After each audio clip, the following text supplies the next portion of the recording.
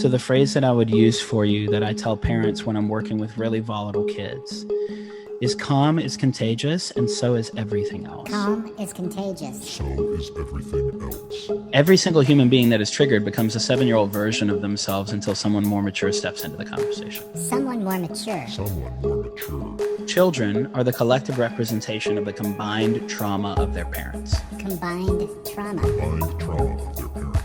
Shame is one of the biggest examples of this, right? We both come from spiritual backgrounds, and we were indoctrinated and introduced to so much language around what was wrong with us. And then we weren't equipped with the idea of what it looks like to reconcile that in a way that lets me know I'm fully capable of becoming a healthier version of myself. Because if somebody tells me the only thing that you're going to do is try to be just a little less broken tomorrow, then the only thing that I know is I'm speaking the fluency of brokenness. The fluency of brokenness. Brokenness. We're designed for connection, even on the neuronal level. So I think the innate nature of the way everything is designed is to seek out connection and to seek out personal growth and development, but to do so in community. You're kind of like one of those Russian stacking dolls that if you're 30, there's a 25-year-old version of you inside of you and a 20-year-old version and a 15, 10, 5. And all of those versions are informing the greater version.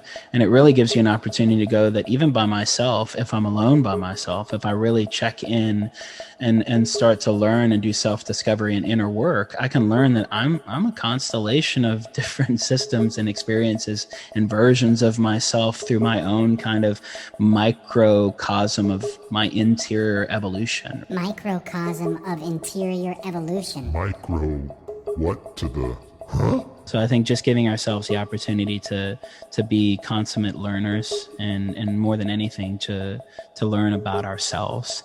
The more that we ask questions about who we are and we are open to answering those questions and self-discovery, I think the greater possibility that we have of being healthy and impacting the other people that we come into contact with in healthy ways as well. Calm is contagious, and so is everything else.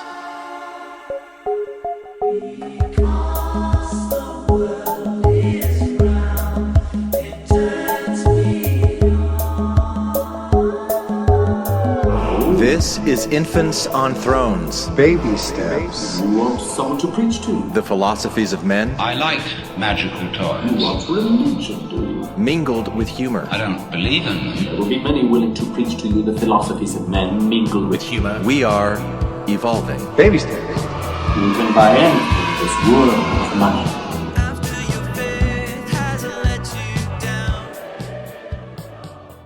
Look for the good in everything. Look for the people who will set your soul free. It always seems impossible until it's done. Look for the good in everyone. All right, welcome back to Infants on Thrones. I'm Glenn Ostland, and this is episode 738. Calm is contagious, and so is everything else. A mind-expanding conversation with Dr. Jerome. Now, Dr. Jerome is a functional neurologist who runs a clinic in Decatur, Georgia. He's the author of the brain-based Enneagram, which we discussed previously in episode 728. And if you haven't listened to that already, I strongly recommend that you do so. Dr. Jerome is a wealth of information and makes difficult ideas very easy to understand and digest. And I was just absolutely blown away by this conversation that you're about to hear. But before we get to it, I want to give you a brief quiz. So Dr. Jerome and I discussed this in great detail. I want you to listen to the following statements and just ask yourself whether you agree with these statements or not. Now, if you've been following Infants on Thrones for a while, you'll know that a few years ago, I started getting very interested in better understanding just what impact the Mormon Church had on the way that my mind was formed, the ways that I see the world, the ways that I see myself in the world. And that interest led me down a number of different rabbit holes that I've been exploring ever since. So these are some of the questions that I posted in the Mormons on Mushrooms Sangha Facebook group a few weeks ago, because I was curious to see if others saw things similar to the way that I did, and some did, some didn't. And after my conversation with Dr. Jerome that you're about to hear, I can definitely say that I learned some things that I didn't previously know. Yeah, all right, anyway, so Here are those questions. Are you ready? I am responsible for how I think and feel. What do you think? Are you responsible for how you think and feel? Other people are responsible for how I think and feel. My brain creates 100% of my thoughts and feelings, consciously or unconsciously, but mostly unconsciously. My brain does not create 100% of my thoughts and feelings, consciously or unconsciously, but mostly unconsciously. I perceive less than 1% of everything that truly exists around me. I perceive more than 1% of everything that truly exists around me. All right, so those are the statements. Do you know where you stand on those statements? Are you interested to hear what a functional neurologist has to say about those statements? And oh yeah, one more thing. Do you think it's possible for you to choose your thoughts the way you choose your clothing? All right, well, hold on to your glasses. Because this here's the wildest ride in the wilderness. Howdy. Hey, good to see you again. Good to see you too. Cool. So we've got an hour today, and last time when we talked, we spent a lot of time talking about the Enneagram. It was really fascinating, and I want to focus on the brain today because we really didn't talk about that other side that you do, like the neurotheology and the company that you have, and I know you've got some e-courses. There's a line from a movie called Eat, Pray, Love that you might be familiar with. I don't know. Julia Roberts. Yeah, and there, at one point, her character is told that she should learn how to choose her thoughts like you choose your clothing. I cannot focus in there. All I think about is my meditation room and how to decorate. The meditation room is within groceries. Decorate that. Do you always talk in bumper sticker? I do, and here's another one. You have to learn to select your thoughts the same way that you select your clothes every day. Now, that's a power that you can cultivate. If you want to come here and you want to control your life so bad, work on the mind, and that's the only thing you should be trying to control. Because if you can't master your thoughts, you're in trouble forever. If you can't master your thoughts, you're in trouble forever. If you can't master your thoughts, And so I want to ask you about that and Sure. from the perspective of neurology and like what are thoughts and absolutely. feelings. Do some thoughts physically exhaust us and drain us, and other thoughts energize us and boost us? Like what's the difference between repressing, suppressing, and expressing thoughts and feelings, and Absolutely. like, what's healthy and that sort of thing? If I'm naturally feeling one way about something and I change it to feel another way, is that honest? Yeah, and- that's great. I love those. Cool. All right. And I want to start off. I want to start off by reading a poll. so there's a group called Mormons on Mushrooms. That's a Facebook. It's a podcast. Okay. And then there's they have a Facebook group that I joined about a month ago. And about 2 weeks ago, I put a poll up just to see what do people think about the relationship between themselves and their brains and thoughts and feelings. And so I want to read to you the poll questions and get your comments on them. Sounds great. I'm looking forward to it. All right. So the first thing that I asked was, I am responsible for how I think and feel. And for people to just kind of take like a true false, select this one if you agree with it. And 46 people, which was the most of any that filled out this poll, 46 votes for I am responsible for how I think and feel. What do you think about the way that question is framed, and how would you answer that? It's an interesting dynamic because you're asking think and feel. And I think in most situations, somebody's going to go consciousness initially. Right. So I think the kind of the natural response to that is what I'm thinking and feeling on a conscious level. And excuse me. I think a way that I would look at it is, technically speaking, if I had to answer yes or no, the answer is no. If it's based on just the way that that's phrased there. Okay. And what I mean by that is the first several years that we were on the planet were nothing more than a sponge learning the fluency of the other experiences that we have around us, right? So most people have the question of nature versus nurture. It's actually that it's nature, nurture, and discipline-based conditioning combined that end up producing your capacity to think and feel at all, right?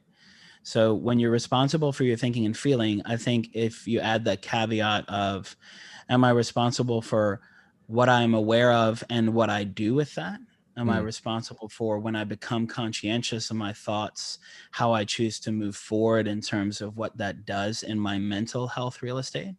Am I responsible for my emotions in terms of how I feel? If I've just become aware that I don't feel good having vulnerable conversations, am I responsible for that? I think we're talking about moving from unconscious to conscious, and these are levels of competency, right? So if you ask the exact same question, but you do it in levels of competency, there are 4 levels of competency that most people study. You've got unconscious incompetence, conscious incompetence, you've got unconscious incompetence, conscience. Oh man, it's hard to say. I'm gonna start over. You have 4 levels of competency. You've got unconscious incompetence. I don't know what I don't know. Yeah. You've got conscious incompetence. I know that I don't know something. You've got conscious competence. I know that I know. And then you've got unconscious competence. It's a tongue twister, right? So I have 3 kids that are 5 and under. All right. It's also one of those things. Are you asking these questions as an adult? Are you asking them as a child? Yeah. And then realizing, and as soon as she did that, she immediately popped her head out of the room and said, I apologize. There was a cockroach, because she knows as soon as she gives that scream, it's instinctive for her in terms of the fear. She grew up in a trailer park, and her experience growing up her entire life is she has had a lot of very negative experiences, both from poverty to actual lived experiences with cockroaches, right? So she sees it and it immediately triggers a scream that is the kind of scream that you only use if you found someone dead, right? The interesting thing, and the reason that I use that phrase, is that scream that she gave immediately took me back to 14, when my mom found that my dad had passed away, and she hit him with a CPR hit. On the first hit, she broke his sternum. And as she did that, was combined with the sound of his sternum breaking, with the sound of that scream, with the realization that she knew that he was dead. Yeah. So when she gave that scream, I immediately went into that space, primal trigger. So in that space, am I responsible for my feeling of panic? Is she responsible for what she thinks when she sees a cockroach? Absolutely not.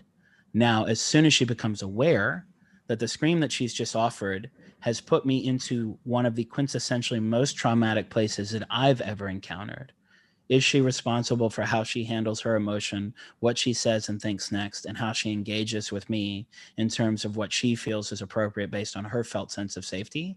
Absolutely. She's become aware and she's deciding how to engage, right? And then am I responsible for being triggered and being taken back to what my body's protocol was hearing that scream, thinking I've got to protect her, I need to protect myself, something's wrong? No, that's a survival strategy.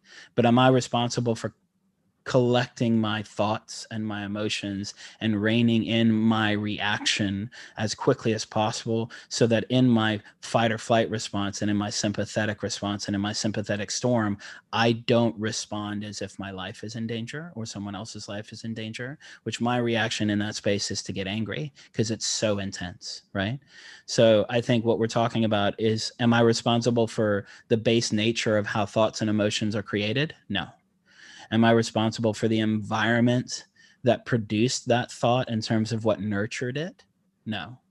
Am I responsible for the discipline-based conditioning that I grew up in, that I was not yet an authority figure in, and I didn't have a seat at the executive table to make a decision about what that looks like and how to respond and what we qualify as appropriate? No. But once I developed conscientiousness and competence and consciousness, and I started to move into the driver's seat, am I responsible for how I choose to respond once I understand that I'm reacting? 100% that's on me. Yeah. So I think it's a transitional space, but initially, no, it actually takes a lot of development to get to the point that you can even be aware of what your thoughts, emotions, and actions are, never mind be responsible for them. Wow, what an awesome answer. So are you responsible then for doing that work and getting to that point? Is that something that is 100%? And okay, and I'm also really interested in the distinction between conscious and unconscious that you talked about there. And I think that'll come up over the course of the discussion more. There's a few more questions here from this poll that I want to read. Sure. So there was the inverse to that question, and I loved how you answered it. That other people are responsible for how I think and feel, and no one selected that one at all, which I was really interested to see. Yeah, which the answer would be yes to that. So tell me, other people are responsible for how I think and feel. You say yes. Explain that. Absolutely. So I'll give you an example, okay? Yeah. Because we'll try to always make it practical. What part of the country are you in, Glenn? I'm in Arizona. Okay. Where did you grow up? Arizona, Tempe. Okay. Yeah. So we talked about that because I was in Mesa. Thanks for reminding me. So why don't you have a Southern accent?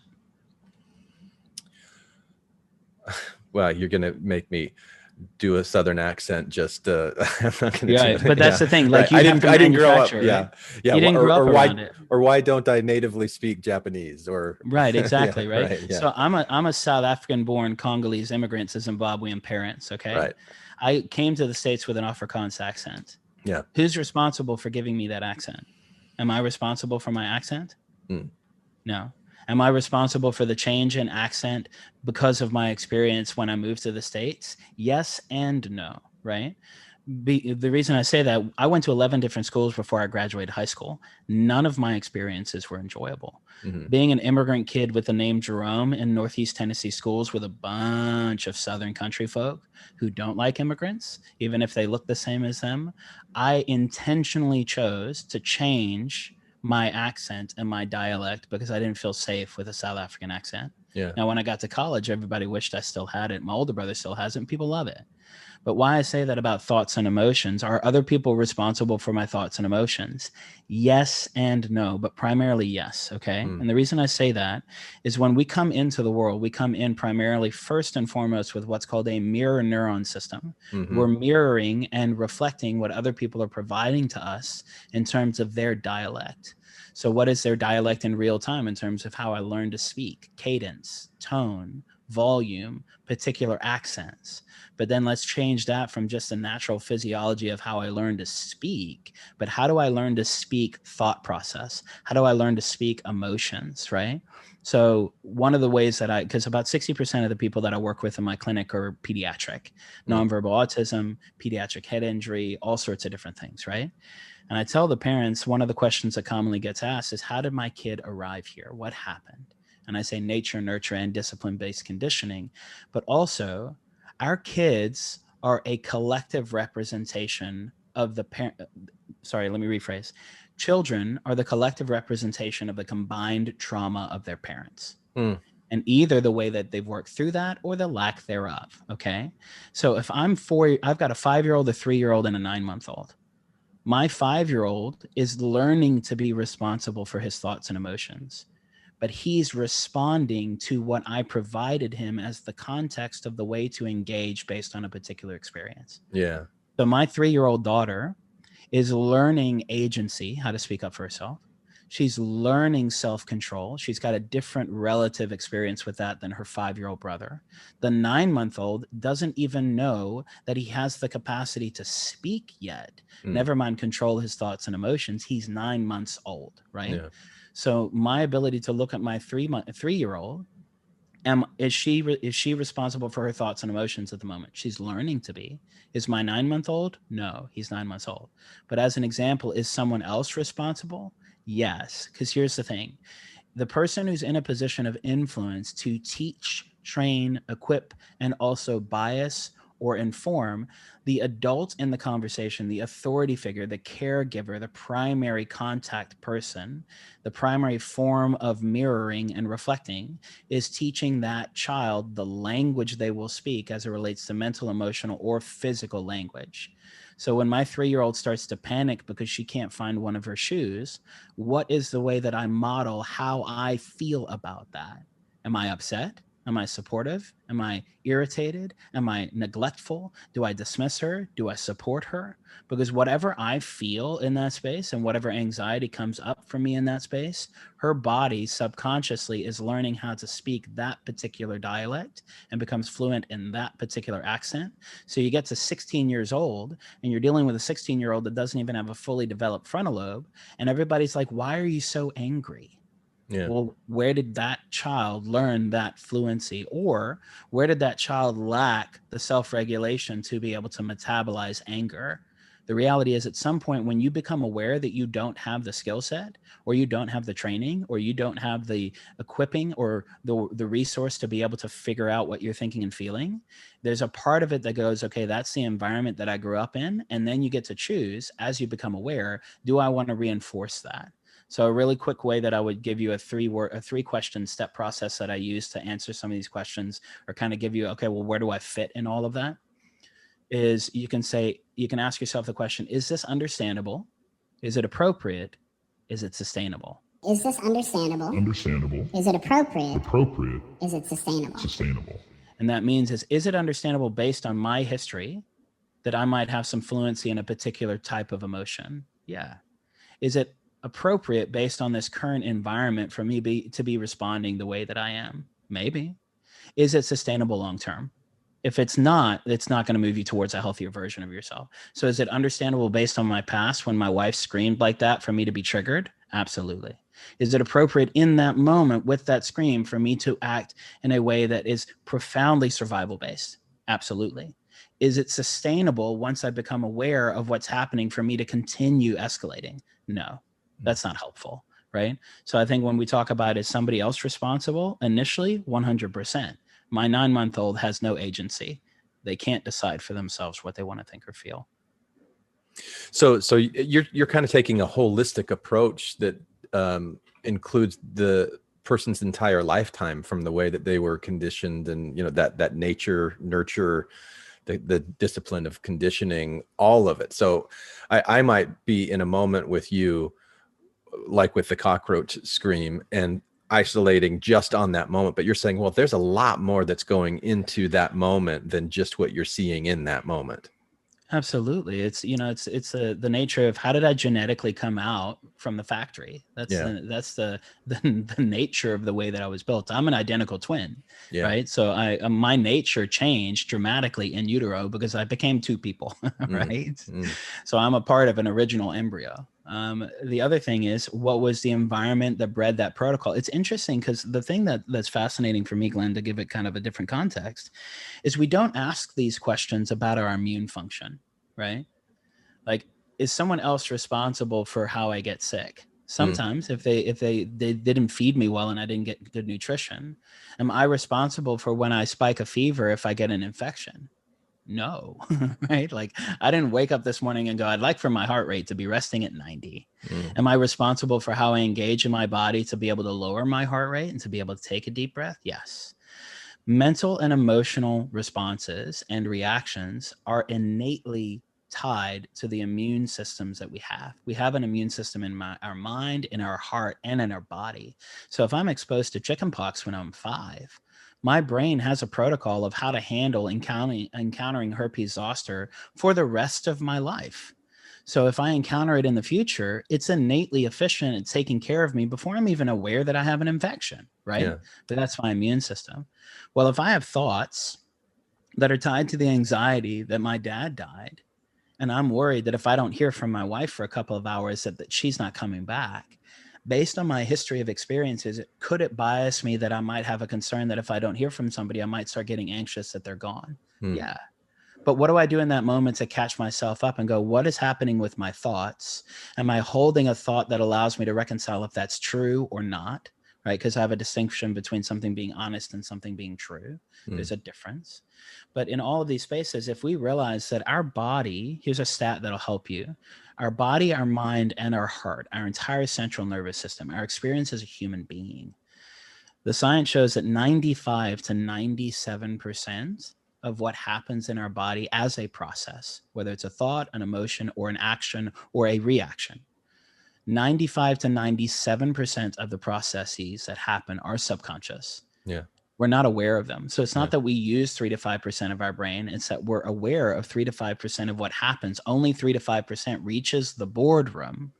And when 3 to 5% reaches the boardroom, then the question becomes, what's the executive team going to do about it once they become aware of it? Yeah. But the process and the protocol and the blueprint, that's the basics of efficiency. It's designed to keep us alive for as long as possible, even if that means reinforcing anxiety, depression, or panic attacks. It's whether or not once we become aware of that, we want to sustain it, because it might be understandable and it might be appropriate, but that doesn't mean that it's sustainable. Okay. Yeah. And here we're getting closer to that conscious versus unconscious part of our brains. And but you're not calling it brain. You're including mind, body, and heart. But when we talked last time, you associated mind with the left hemisphere, heart with the right hemisphere, and body with the stem. Is that right? That's right. And the body also with a lot of the other subconscious things around it, like limbic systems, amygdala, all of those other kind of subcortical pieces. But I still mean the same thing. When I say mind, body, and heart, I'm talking about those kind of triune connection pieces of left brain, right brain, and subconscious brainstem systems. Same thing. Yeah. Well, there's a few more questions in this poll. I think I think they're connected, and I just love the way that you've been picking apart these questions and adding layers of nuance. It's brilliant. I can't wait to go back and listen back to it multiple times. So the next question that I asked, and again, I asked a positive and a negative version of this. My brain creates 100% of my thoughts and feelings, consciously or unconsciously, but mostly unconsciously. So I asked it that way, and then I asked it again. My brain does not create 100% of my feelings. And anyway, 29 people selected my brain creates 100% of my thoughts and feelings, consciously or unconsciously. People that chose against that had an issue with the word create, whether the brain's creating it or not. But when you hear a question like that, my brain creates 100% of my thoughts and feelings, how do you respond to that? My initial answer would be yes, it does. I think I would offer maybe a synonym that it interprets 100% of what's happening. Yeah. Which even in that interpretation, you can make the semantic argument that it does create it. Yeah. Because the reality is, and this is to some of the amazing stuff, like Harvard's done some amazing stuff around their artificial intelligence, precognition, presentiment, a lot of other things around mindfulness and consciousness. Yeah. But the reality is, if we're talking about like my 9-month-old, okay, my 9-month-old, the way that Finley is creating consciousness or creating thoughts and emotions, it is all unconscious, subconscious, with an on-ramp into developing conscientiousness or awareness. It's really tied to self-awareness is what we're talking about. But when you talk about thoughts and emotions and actions or behaviors, you cannot have a thought, you cannot have an emotion, and you can't respond or react without physical chemical substrates. Your neurochemistry, your biochemistry, your neurophysiology, your biophysiology, your interpersonal neurobiology, which is really the catchphrase that'll help everyone who's listening understand that. I'd recommend reading Anything and Everything by Dan Siegel, right? Stephen Porges, Pat Ogden, Bessel van der Kolk, all of those folks. V.S. Ramachandran is a great one for mirror neurons. But when we're talking about, is my brain responsible? I think part of the challenge is, again, responsibility and creation, right? So if I reframe that just a touch, is my brain the manufacturing plant that produces my thoughts, feelings, and actions? Yes. Okay. Because for me to interpret the experience with my wife, my body had to go through a protocol based on previous experience.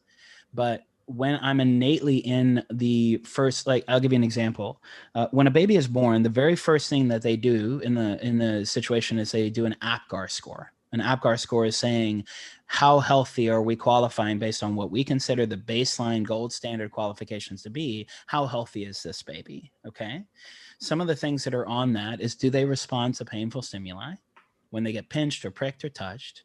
Are they screaming? Is their color changing? How quickly is the color in their skin changing? Are they able to breathe? All of these things that are basic functions of saying, is everything coming online that needs to come online once you come from this kind of 5-star sensory deprivation float tank into the real world? And you got to start pumping blood, hearing things, seeing things, smelling things, tasting things, breathing in, moving. All of these things are a part of it, right? But when you have a brand new baby, right? My identical twin brother's got a 2-week-old as of yesterday, and he's got 4 kids. I've got 3.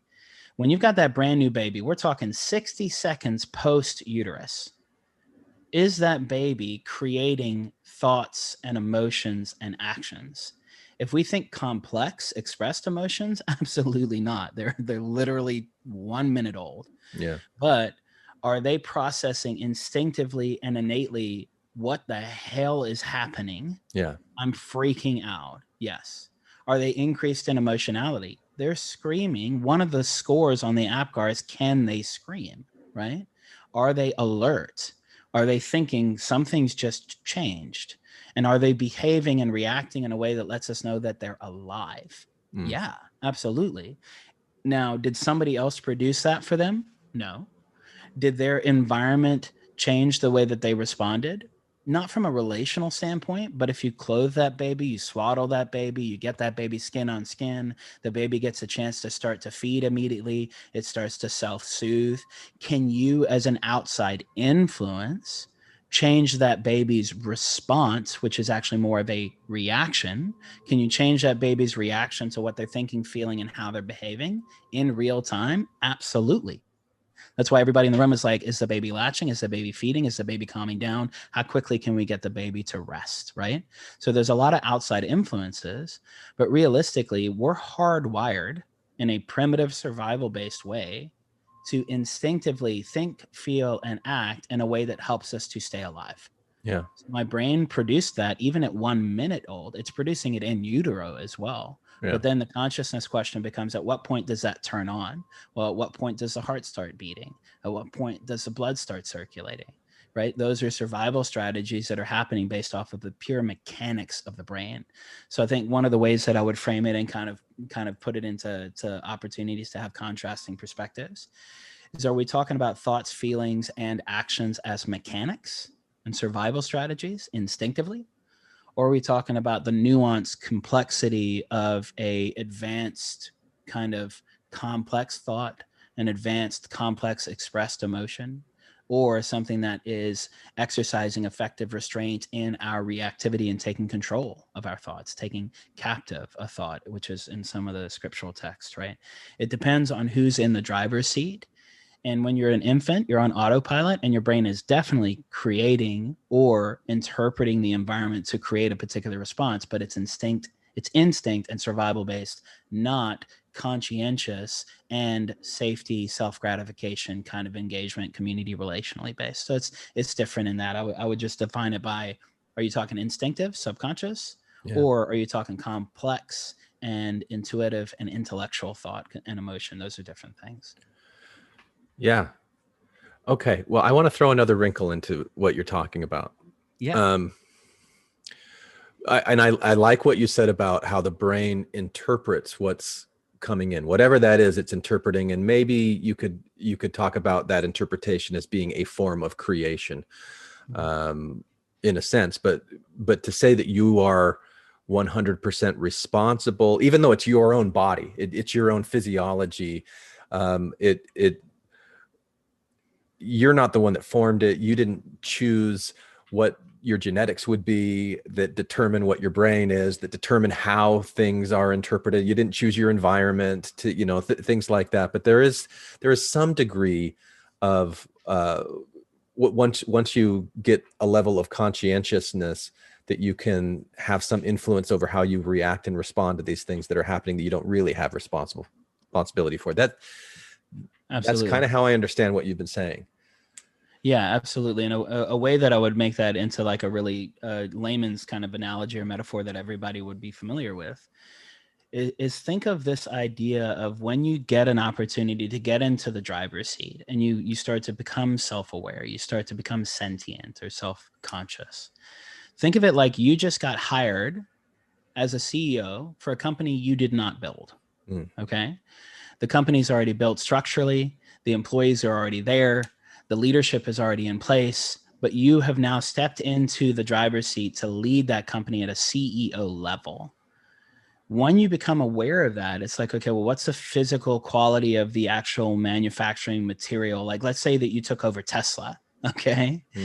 And you became the new CEO, and you're walking around and you're going, okay, well, what's the stage and state of health of all of the actual hardware, the buildings, the infrastructure? That's your body.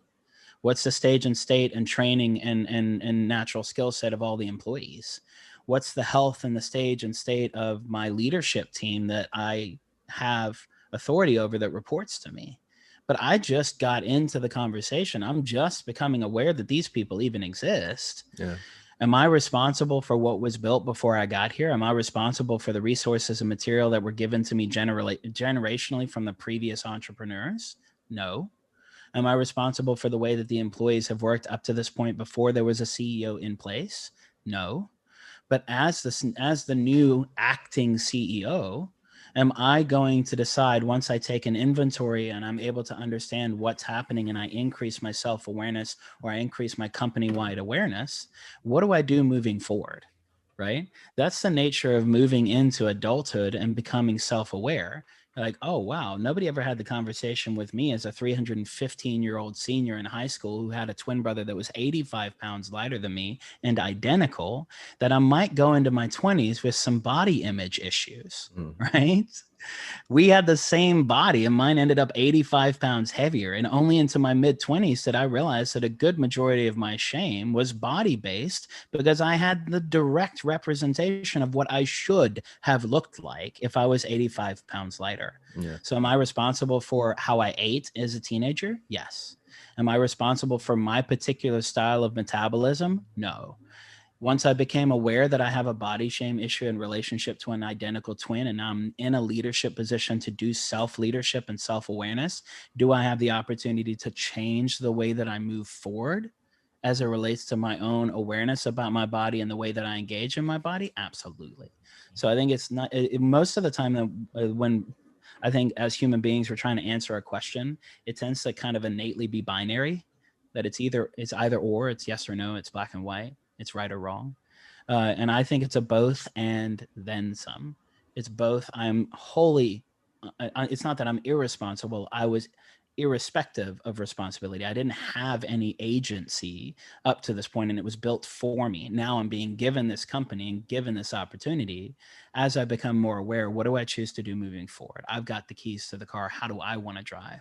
So I think it's knowing that there is going to be a point where a CEO steps in and you get to decide how you want to lead your own system and your own kind of incorporated world of experiences, and how you choose to move forward conscientiously is up to you. But what you got handed, that may or may not be part of your responsibility. It might have been something that you inherited from your parents, or it might have been something that you became aware, hey, the way that I've engaged previously, now that I'm aware of it, I have to choose if I'm going to change the way that I engage. And that's a one way to look at it. Yeah, that's a good metaphor. The thing that I don't know if this is relevant, helpful, practical or not, but this is where my mind goes when I hear you talking about becoming the CEO of this company that you didn't build. The executive role isn't possible without billions, if not trillions, of living cells that are all cooperating in these just unfathomable ways, instantaneously, to even provide the experience of awareness. And when you were talking about a newborn baby that's 60 seconds outside of the womb and they're just reacting and responding to the environment around them, I was thinking about an individual neuron and wondering, like, what would be the experience, or what is the experience of an individual neuron? And I don't even know if this is something that is known. If the cells in our body, whether it's a neuron or some other eukaryotic cell, go through a maturation process similar to what an infant, a baby, a newborn baby would do. Of here's a new cell. it's receiving all of this stimulus from its environment around it. It doesn't really know what to do with it, but it's got in its core its genetic coding, so it kind of moves towards it. Anyway, Yeah. I don't know if there's anything even to that question or not, but that's what came to my I love mind. it. I think you could connect. You'd have to make what's called an evidence bridge. Yeah. Which means that no one's really studied it in that particular way. But is there enough kind of ancillary studies that you could put together to kind of make an argument or a hypothesis? Yeah, I think you could. I mean, the interesting thing that what came up for me when you were mentioning that, Glenn, is two main things. One, anybody who looks at quantum entanglement or quantum physics and looks at things like double slit studies where they activate one molecule and its pair simultaneously co-activates at a mile distant, right? When we talk about that or more, it's like when we talk about how things activate and also looking at the sentience or the capacity for things to act on their own independent of other kind of influence or direction. There's a lot of fascinating stuff around how capable, even on a cellular level, cellular intelligence is, right? Like you look at things like cell memory for organ transplants is a great example. There's stored memory in organs in different people that's become very reliable. It's not esoteric or kind of sci-fi. It's really legitimately evidential, right? Yeah. But that on one side, I think the idea of how intelligent and kind of what's the maturation or the individual evolution of one cell to another, I don't think it's out of the question that you could make the argument that they go through a similar maturation process that we do on a macro scale. They do it on a nano scale. I mean, even way lower than micro. I think there's similarities there. But one thing that I think that's really relevant is in the body, even on a neuronal level, even on the subatomic levels, every single thing that we see in the world across the board reinforces the narrative that nothing survives in isolation. Everything survives in community. Everything thrives and survives based on connection. If a neuron stays by itself without synaptic connection, it'll die. The more dendrites, the more synapses, the more connection that we have, the more integration that we have, the more healthy that the brain works. So even on a subatomic particle all the way up to a community-based engagement as human beings, the reinforcement that we see is that we're designed for community. We're designed for connection, even on the neuronal level. So I think the innate nature of the way everything is designed is to seek out connection and to seek out personal growth and development, but to do so in community. Yeah. And I keep asking, is this even practical? Like having thoughts like this, why would exploring questions like this make any difference at all in everyday life? And I think you hit on it. It's if you can look at the way that cells in our body need to communicate in a community, and that the result of them communicating in what we would call healthy ways is, okay, we are a healthy person. We have healthy cognitive abilities. We're able to walk around and move. That's the result of all of these billions and trillions of intelligent living things cooperating in some kind of harmony. And there's times where there's disharmony. We talk about that as illness. That if you extrapolate that out to the level of society and think about individual people as cells, how are we communicating with each other? What is the world, the larger world that we're creating, especially in times right now where there's so much anxiety and disharmony, where we're connecting with each other. You talked about the synapses that connect the neurons. And now we've got social media that's connecting people together in ways that we never have before. There might be some practical value in looking at it that way.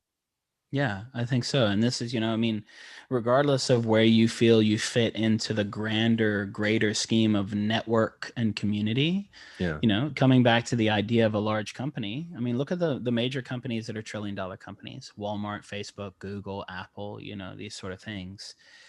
Even if you go to the global nature of the way that everything is interconnected in their global company network, drill all the way down into one Walmart, or one Apple store.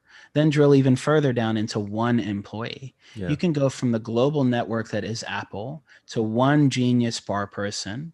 That one Genius Bar person is a constellation of systems working together to even be able to get out of bed in the morning. Yeah. Never mind interact with a customer, be an employee at the store, impact that particular location, and the scale goes out. So I think it's one of those things that, you know, for the cool, fun, technical term, everything is a fractal, right? I mean, this is all fractals that the global network is seen in the idea of how one individual cell interacts with itself in relationship to the next cell, never mind the next system within our own body in relationship to our body connected to other bodies. Yeah. Right. So no matter where you fit in the world at the moment, and this last year and a half is a great example of that conversation, the idea of loneliness and being alone and the idea of being in community, you know, the idea of becoming aware of our own system. I think one of the most effective approaches to this is a therapeutic counseling system called internal family systems. And internal family systems is a fantastic way of teaching that you're kind of like one of those Russian stacking dolls, that if you're 30, there's a 25-year-old version of you inside of you and a 20-year-old version and a 15, 10, 5. And all of those versions are informing the greater version. And it really gives you an opportunity to go that even by myself, if I'm alone by myself, if I really check in and start to learn and do self-discovery and inner work, I can learn that I'm a constellation of different systems and experiences and versions of myself through my own kind of microcosm of my interior evolution, right? So it's this really fascinating way of going, you know, I think the way that I interact with the world is probably a direct reflection of the way that I interact with myself. You know, and the way that I am able to engage in a healthy way with others is a direct reflection of my capacity to engage with myself in healthy ways. So it gives us that context in all of those different spaces of what it means to be a human in relationship with other humans, even if we're not in proximity to those other humans. I think it's really interesting, that nesting doll analogy, that, you know, inside of me is all of the younger versions of me, and whether we're going in 5-year increments or 1-year increments or 1-day increments or 1-second increments, we're constantly like updating, and I don't know, have you been watching the Disney Plus show Loki? I haven't. I haven't had the opportunity yet, but I love Marvel. My undergrad is in digital animation and film, right? So I'm keen, and I see I see the Yoda behind you. Oh my gosh! Oh yeah. And the Star Wars shirt, but I love the MCU, but I haven't had a chance to watch Loki yet. Well, I won't give any spoilers, but there is, except for one, there are different versions of the character of Loki that he comes into contact with, and there's this question about how do you interact with different versions of yourself that they're playing out in this really fascinating way. At least that's one of the things that I pull out of it when I'm watching. I love it, and that's the heart behind internal family systems. Yeah. So talk about, you get triggered. Go ahead. Well, I was thinking about your experience where you compared yourself to your brother, and you were 85 pounds higher, but you're also comparing yourself to earlier versions of yourself that you might love or hate or any kind of like reaction. What is the healthy or a healthy way of being in relationship with all of those different versions of yourself as you go from a point where you don't really have a lot of control and executive function, and you make mistakes, and there's things like that. And then is that going to be a millstone that hangs around your neck and makes you feel grief and shame for the rest of your life because that's your relationship with that earlier version with yourself? I take it from there, just a couple of things there, right? Throw some spaghetti at the wall and see what sticks. Oh man, that's good. I think there's a couple of things there, Glenn. One is I think this is the sort of conversation and these are the sort of spaces that we, no matter even regardless of how much skill and development you have in your area of expertise, regardless of how much I have in my area of expertise, I think research has a great phrase that's used that human beings as a whole could learn to implement a bit more often. And I think our strategies would move towards healthier versions of us with a much higher degree of reliability. And that statement is based on our current understanding. And then you finish whatever you're thinking, right? Yeah. So I think part of it is having the permission and the grace to say, based on my current understanding, this is where I have arrived at, right? Yeah. I don't know how to speak Spanish. Yeah. So when I go to a place where I don't even know how to ask for the restroom in Spanish, the best thing that I can do is say baño. I know that's involved, right? But as a healthy adult, my ability to reconcile, I don't have that skill set. I don't have that fluency. Or am I going to spend my life going, damn, I wish I had been taught Spanish. I must be an idiot because I don't know Spanish. I don't know Spanish, right? But then we get into situations where it's like, God, I have no emotional intelligence. I'm a stupid person. Yeah. I've got no capacity to learn how to do schoolwork. I can't ever get myself under control when I'm angry. I always shut down when somebody asks me a vulnerable question. Or I did this thing, and when I did it when I was 17, God, it's ruined my entire life.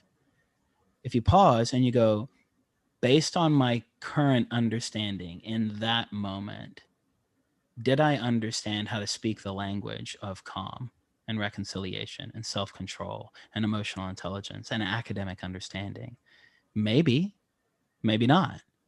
If you did, and you did not engage with the resources you already had, then your level of ownership and guilt is profoundly different than the person who went, I had no idea how to interact with that. I was 14 years old. I watched my mom give my dad CPR. He'd already passed. I'm not going to be upset at myself as an adult that I didn't handle that well. Right. I had no fluency in what it looks like to watch a parent pass away, right? So why I say that is in these situations, I think this is a beautiful thing with something like IFS and the opportunity that we have, regardless of what type of approach you use, is in any other situation in our life when we are trying to get better at something, we very, very, very rarely do it on our own, right? There's a mentorship, there's an apprenticeship, there's a learning curve, there's a resource, right? If you're under the impression that you are going to spontaneously figure out emotional intelligence, you are going to be rudely mistaken. Yeah. If you're going to spontaneously figure out how to reconcile things like shame and grief and rage, you're going to be sorely mistaken. Because if you're talking about how to figure out a more effective digestion or a more effective heart rate or more effective vascular blood flow, your body will figure that out for you because it needs to survive. But it's not there to help you figure out, well, how do I reconcile that way that I engaged with my first marriage that didn't succeed? Yeah. Right? That's something where you go, I have to step back and go, what degree of fluency do I have in that particular language or that particular dialect? And if it is low, is it understandable that I don't understand what I'm doing and I don't understand what people are doing to me and I don't understand how to speak that language? Okay, let's start there. Based on my current understanding, does it make sense that I don't understand and nothing makes sense? Yeah. I Then love that. where do Go you ahead. go from there?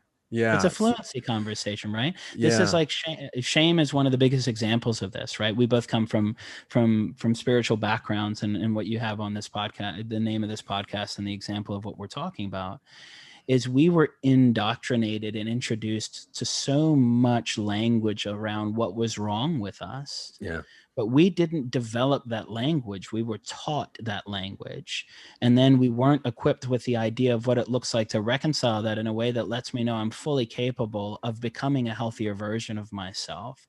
Because if somebody tells me the only thing that you're going to do is try to be just a little less broken tomorrow, then the only thing that I know is I'm speaking the fluency of brokenness. Yeah. Versus somebody going, hey, man, I know that you don't know how to do this, and I know that you're learning, but here's kind of the way that I'm going to walk you through, either as a counselor, a spiritual director, a life coach, somebody who's going to be able to mentor you in that space. Here's a resource that allows you to start developing the fluency, because right now, I can't give you answers. You don't even know the questions to ask. Yeah. Right. So we've got to learn the alphabet, start learning the basic conjugation, start learning the basic phrase structure. And for the love of God, in some of the areas that we don't understand, maybe just learn a common phrase or two that lets us know we're in the right building. Yeah. Right. And then, maybe we can start to understand it. But I think that's the challenge that for a lot of us, it's hard for us to give ourselves some space and some grace, because as adults, we're under the impression that we should already have this figured out, but no one ever taught us. So the question is whether or not we want to learn it and give ourselves the space to do so. Yeah. Now I know we're almost out of time. This has just flown by. There's one more question on this poll that I think it relates to this, and I asked the question: I perceive less than 1% of everything that truly exists around me, as opposed to I perceive more than 1% of everything that truly exists around me. And I just kind of arbitrarily picked 1%. Yeah. But I think it's way less than 1% of what we're perceiving. And that what you're saying here is we're kind of conditioned to think that we should know everything that's going on. And if we don't, we're broken. And then we get into these loops, like you illustrated brilliantly just a couple of minutes ago. Like, I'm not good. I'm not bad. I don't know these things. There's something wrong with me. I'm broken, whatever. And that in itself is a neural pathway that becomes a habit of focus. And then the way that our brain interprets what's coming in gets interpreted through those ways of viewing ourselves and other things like that. Is it really our responsibility that we have it that way? Maybe not. Once we become aware, I've got this filter in my mind that's filtering this way, what can I do with it? So anyway, I want to know where you would fall on this. I perceive more or less than 1% of everything that truly exists around me, and how an understanding of that would really be practical and helpful in somebody's life. Yeah. I think the answer is you perceive less than 1%, but I'll tell you why. Okay. Yeah. And 1% in the global picture, yes, far less than that. Yeah. But in terms of your own personal experience, again, it's 3 to 5% that reaches conscious understanding. Yeah. Right. So here's the analogy that I give you. Okay. We'll go back to Tesla and Elon Musk. How much is Elon Musk currently in real time aware of that is happening globally in all of his companies? Yeah, with every single employee. We're talking Boring, we're talking Tesla, we're talking PayPal, Dogecoin. I mean, the SpaceX, right? I'm trying to figure out how to navigate a couple of businesses with 3 children and maintain a healthy marriage. This guy's running an ungodly amount of companies. Yeah. With increased volume. But if we look statistically, quantitatively, how much of every single action, all the way down to somebody clicking send on an email, out of everything that's happening for him, how much is he aware of in the global container of his own company, never mind the experience of every other intersection from every other outside influence that integrates and intersects and interacts with his companies? Yeah. It is astronomically low when you look at the comprehensive data, right? It's going to be lower than the 3 to 5% of the conscious experience of the brain. Exactly. And it'll be way lower than 1%. I mean, the global experiences of what's happening is, it's almost an immeasurably low number of what you're collectively perceiving, collectively aware of, right? But what you're personally aware of versus collectively aware of, I think what we're talking about, I use a phrase of degrees of perception, right? And you're asking a question around perception. Yeah. There's actually, in my work, which we don't have time to go into right now, there are 9 layers, 9 degrees of perception, all the way from internal to divine, right? It goes internal, local, regional, global, solar, universal, or solar, galactic, universal, cosmic, divine. I think that might be it. I'm trying to think it off the top of my head. There's 9 layers, right? Of how you grab the whole container, right? The internal is what's happening in me. The local is what's happening within reach that could possibly interact with me at this moment. The regional is something that is in my area, but I'd either have to move towards it in order to interact with it, or it'd have to move towards me, and it's got to close the gap. It's a proximity issue. And then the global is everything that's happening in my experience that I come into contact with, whether it's in myself, with somebody I'm in relationship with, my community, or the world at large. But it's my experience with those things. Then you've got to go into the next layer of, well, what's my wife's experience with her things? Yeah. What's my kids' experience with their things? So I'm talking about in the internal, local, regional, global, kind of my lived experience. I can become aware of 3 to 5% of what's happening in that space, right? So when we look at it that way and we say, okay, what does it look like for me to be aware or understand what I'm perceiving? I think, again, it starts with giving yourself permission that that's actually understandable and it's appropriate. Because if Elon, or when Steve Jobs was leading, or Tim Cook is leading now, or other people like that in big corporations, or even small companies with 10 employees or 2 employees, it is wildly inefficient for a manager to micromanage.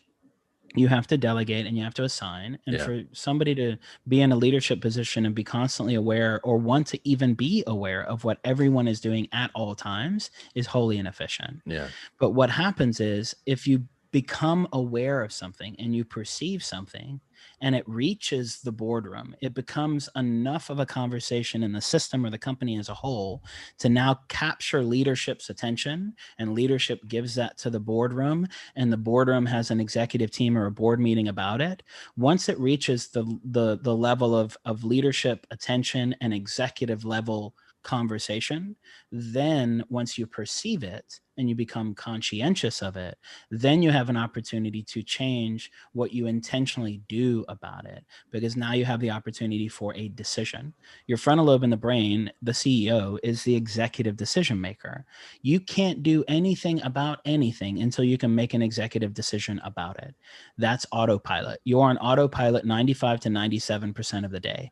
The question in terms of where you go in regards to being a healthy human being is, when I have the opportunity to make an executive decision, am I moving towards the healthiest version of myself and what I need with that particular decision in that particular moment, based on the current state and stage of resources and health that I have available? Because based on my current understanding, this is probably the best decision that I can make. And the next time I have an opportunity to make this decision, I'll do my best to make an even healthier one. But based on my current understanding, this is the healthiest decision that I can currently make. And you keep moving towards that in terms of what becomes conscientious, and give yourself the permission to understand that your system is there to support you, but you're also in a position of influence that you can change direction and change culture because you have executive capacity, which is kind of cool. It is. And I know we're right at the end. I started this by giving that phrase from the movie Eat, Pray, Love: choose your thoughts like you choose your clothing. Is that even possible? From what we've discussed? I think it is. Yeah. And I think this is also, again, coming back to healthy leadership and healthy parenting has the opportunity to change the relationship downstream for every single thing that you come into contact with. So the phrase that I would use for you, that I tell parents when I'm working with really volatile kids, is calm is contagious, and so is everything else. If one of my kids is getting upset and I can maintain my attitude, check in, and model calm for them, it doesn't mean internally I'm not having a really hard time with the volume, because I've got massive sound sensitivity because of my migraine history. So when my 3-year-old is screaming, it is legitimately painful. Yeah. It doesn't mean internally I'm not hurting. It means that I'm electing in that moment to go, how do I want to engage in this? That's my thought. Calm is contagious, and so is everything else. So you have the opportunity to select and to manage and to engage, but it's not just a single thought. I'm choosing how I want to project and what I want to show up with in the room that I convey to my 3-year-old. And I'm also at the exact same time honoring and respecting the fact that my lived experience in real time at the same moment is profoundly painful. I think the benefit with that, you can change your thoughts like you can change your clothing, is it's also remembering that you're wearing more than one piece of clothing most of the time. Look at me! I'm Chandler. Could I be wearing any more clothes? And human beings have profound capacity for paradox. So I can both have joy and grief at the same time. I can both be calm with my daughter and have my internal real estate going through an absolute conniption fit in real time. Yeah. So yes, you can, but just remember, calm is contagious, and so is everything else. So it depends on what it is that you choose to allow into the world and also into your system, and what manifests. And we have a lot of authority and control and capacity to influence that in ways that are both healthy and unhealthy, depending on our decisions. Beautiful. Wow, the hour just flew by. Yeah. Thank you. So is there anything that you would want to say in at the end before we just sign off? Yeah, no, I would just say, I think the biggest encouragement that I would give with everybody is just remind yourself to say, based on my current understanding, Yeah. and then go, okay, what's the next thing that I can engage with? Is it a podcast? Is it a book? My content, I think, is helpful from the neurotheology of self-care side of things. People can find that at the drjerome.com site. But I think, also two really great apps are Hoopla and Libby. Hoopla and Libby. You just put in your local library card and it gives you access to all of your free digital loans from your local library. And you're like, man, I'd love to read more about internal family systems, or I'd love to read more about quantum entanglement. I think the best thing that we can do is just make ourselves available to a little bit more information and a little bit more learning, and go into that with the understanding that if it's brand new, it's okay if we feel completely incompetent. Everybody is. My 9-month-old doesn't know how to walk yet because he doesn't know how to walk yet. And there's nothing wrong with that. Yeah. So I think just giving ourselves the opportunity to be consummate learners, and more than anything to learn about ourselves. The more that we ask questions about who we are, and we are open to answering those questions and self-discovery, I think the greater possibility that we have of being healthy and impacting the other people that we come into contact with in healthy ways as well. Yeah. And you do have some materials on your website. You've got some e-courses, you've got some podcast episodes. So people who are interested in learning and want to hear more from Dr. Jerome, it's drjerome.com. That's your URL. Yeah, just drjerome.com, drjerome.com. All right. Well, thank you once again for joining me today. I really appreciate you taking your time and sharing your wisdom with me and my listeners. Yeah, it's my pleasure. Thanks so much for having me on, Glenn. I appreciate it. Thanks so much for the time. It's always good to talk to you. You always have such great questions, man. I appreciate it. Thank you. All right. Awesome, man. Would you be open to do it again sometime? I would, absolutely. Okay, sounds great. Thank you, sir. Bye. All right. So, based on my current understanding, I think that was a really valuable conversation. I just love talking with Dr. Jerome. He's quickly become one of my favorite people. And based on your current understanding, I hope that you found it valuable too. Because if you're listening to this podcast, chances are that you're interested in learning more about yourself, especially if you were raised as a Mormon and have come to a place in your life where you're questioning your faith or your identity, or even just how to interact with people you love who don't really understand or accept who you are anymore. The good news is that you can learn new ways to think and react and respond, and Dr. Jerome isn't the only one who can help you with that. I want to tell you really quick about 2 clients that I've been working with over the past few months as a life coach, and some of the incredible results that they have seen by doing the very thing that Dr. Jerome so eloquently discussed here on the podcast today: raising their awareness of their own internal thoughts, making an intentional choice on how they want to respond when and if they get triggered, and putting these ideas into practical everyday practice. So one client who is part of a group coaching group that I've been doing is just an amazing woman. Her husband and some of their kids are still active believing members of the LDS Church, but she's not. And she recently went to a family reunion with over 50 other active believing family members. Her parents, siblings, nieces, and nephews, all bunking together in a single cabin for 4 days, something that in the past she would have absolutely dreaded. But she came back from that experience so happy and so proud to share her experience with the group.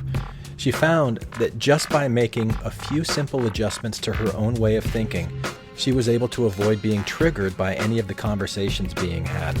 She found herself being more open and interested in her family members rather than being constantly on guard and defensive or constantly judging them. She had to pick and choose some of her conversations that she engaged in, of course, but she came away from that experience truly understanding this power of mindfulness that she just had never really known how to cultivate. And she's doing great. Now, I worked with another client. He came to me wanting to work on his anxiety, especially when having to deal with his ex-wife, coworkers, and other family members. And during our time together, he became much more familiar with his own mind, the ways that he responds to certain situations. And he started to see the way that his subconscious thought programs were coloring his lived experience. He went from feeling very unsatisfied with his life and his level of self-confidence at the beginning to feeling somewhat satisfied. Not very satisfied, He recognized that he still experiences his anxious thoughts and feelings. They didn't just go away, but he learned how to react and respond from a greater place of calm than he had before. And I wish that I could show you the difference, just physically, visually, how he would show up from session 1 to session 10. He was visibly lighter, more carefree, enjoying his life much more than he was when we started. So, look, if you or someone that you know is interested in learning more about your own mind, your particular habits of thought, your blind spots, things that will help you expand your current understanding and your current coping skills, there are people who can help you. Dr. Jerome is certainly one of them. I am another. Now, I assume that most of you have been listening to me for a while. I'd absolutely love to offer my services to you as a life coach and to help you obtain your mindfulness goals. So if you want to test me out with no risk and no obligation, you can go to my website, glennostlin.com, or you can find a link attached to this episode on the Infants on Thrones website and schedule a free 30-minute consultation where we can talk via Zoom, face-to-face, and let's see if coaching is the right fit for you. Put down the weapons that you use against yourself. You don't need them anymore. Lay down the weapons that you use against the world. We don't need another war. Put down the weapons that you use against yourself. Hi, this is Hillary. Matthew, Ryan, Carol, Keith, Ashley, and I like to play bingo online while listening to Infants on Thrones. You can comment on this episode on the website, infantsonthrones.com. And if you really like what you hear, give the Quorum a 5-star rating and write a short review on iTunes. I did. Anyone for the closing prayer? My worst crime is an inside job. Dark thoughts taking over like an inside mob. I tune into the scene between the eyes and take a breath. Thank you for listening to Infants on Thrones. I sit still and watch the thoughts float past me. Never mind the future, never mind what the past be. I like to jump and let the universe catch me. Free fall, watch the beauty blow past me. I keep my pockets light, destination in sight. Keep my actions elevated to compassionate heights. I'm walking